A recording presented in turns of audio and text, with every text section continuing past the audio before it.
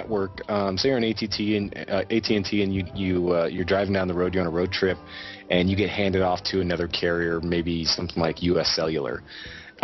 You're fine as far as minutes go. You're still, you don't have to pay anything extra for your minutes. They kind of eat the cost of that, basically, is what it is. But as far as data goes, if you don't either turn off your data or tell your phone it's in the new software, it's off by default, to where if you're roaming, that it's set to not use data if you're roaming.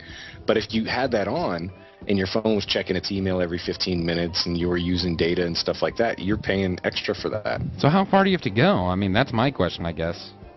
What is roaming, I guess, essentially? What are the terms of it? Roaming is like anytime you leave the city or zip code or what? No. Roaming is like, say you're in an area where you have AT&T coverage, and then you're driving to an area where there is no AT&T coverage, but AT&T has a deal with that carrier in that area, to where when your phone is in that area, or any AT&T phone is in that area, it switches over to their network, and your phone and everything still works just fine. So essentially, where your iPhone says AT&T at the top, it wouldn't say AT&T then? Right. It would say whatever carrier you're on at the time. So they, I mean, it's not just going to sneak up on me. No. You look down at your phone and it'd say something like U.S. Cellular, and you'd be like, what? And that's how that.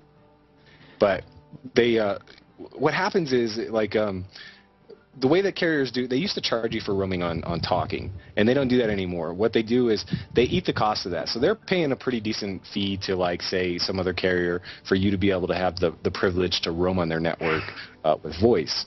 But if you were to spend, I think it's over 30% of your talking time roaming, AT&T would send you a nice little letter and say, hey, you're spending a lot of time roaming. We'll let you out of your contract with no fees or anything, because it's costing them more money to keep you as a customer. Right. Okay. But as far as data goes, they're going to charge you, if you're on data, using data on another network, they're going to charge you every penny for that.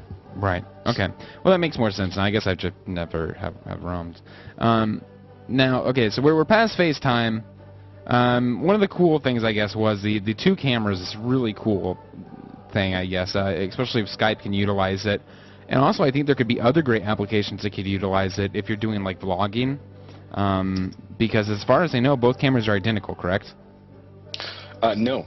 No, they're not. The one in the front is 1.3 megapixels, if I remember correctly, and the one on the back is 5 megapixels. Okay, well, if you're doing picture-in-picture, it doesn't matter, because scalability-wise, that, I don't know. This is what I'm thinking. If you're a vlogger, I guess, for someone like, have you seen the Shaytards on YouTube?